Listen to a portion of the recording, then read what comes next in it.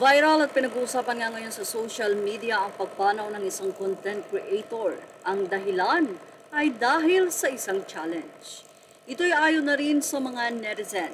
Sa nasabi nga pong post ng kapatid ni Rogelio kung saan nandoon siya mismo sa tabi ng labi ng kanyang kapatid, ay maraming mga netizen ang nagulat sa pagpanaw ni Rogelio Estrera Adriano. Si Rogelio Estrera Adriano ay medyo nakikilala na rin sa mundo ng pagiging content creator dahil mayroon na nga siyang 134,000 followers. Actually, talagang pinapanood ang kanyang mga vlog at marami nga ang natutuwa sa buhay probinsya na kanyang ibinabahagi sa kanyang social media.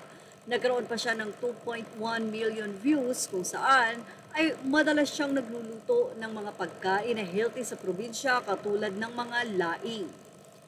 Marami ang nai-inspired sa ibinabahagi ni Rogelio na simpleng buhay sa probinsya. Pero nakakalungkot dahil binawian na nga ito ng buhay. Ang sinasabing rason ay ang challenge ng isang netizen na kumain ito ng manok kasama ang mga buto nito sa halagang 20,000 pesos. Makikita ang nasabing video sa mismong Facebook page ni Rogelio. At sa comment section 2 weeks ago ay makikita ang pag-alala ng mga netizens sa kanyang ginawang challenge. Sabi nila, uto-uto daw at bakit daw pati bukong-bukong ng manok ay kinain ito sa halagang 20,000 pesos. Posible daw ma-ospital si Rogelio. Nag-agree naman dito ang ilang netizen. Kulang pa ang 20,000 sa kahihinatnan mo. At may mga nagsabi na nga doon na wala na nga at pumanaw na si Rogelio. Ilang mga netizen ang sobrang nangihinayang at sinabi nilang dapat hindi na lang daw sinunod at sana ay buhay pa siya ngayon. Kawawa naman. Reaksyon pa ng ilan habang pinapanood ang video niya. Hala, hindi ka matutunawan yan, ipapahamak mo lang ang sarili mo. Say pa ng ilan, sayang idol, sana hindi mo ginawa ang challenge na yan. Dapat iningatan mo din ang sarili mo, nakakalungkot ang nangyari sa'yo.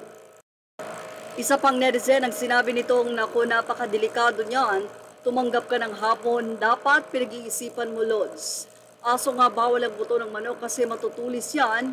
Kandabutas ang intestine mo niyan, hindi siguro o hindi ka sigurado kung may 20,000 ka nga. Kahit may 20,000 pa, kung mapanganib, huwag na lang. That's my opinion lang. Ayon sa isang komento, hindi pa rin naililibing si Rogelio na dapat daw ay ililibing na pero dahil nga kulang pa ang pambayad nito o ng pamilya sa punerarya kaya naman hindi pa siya malibing-libing.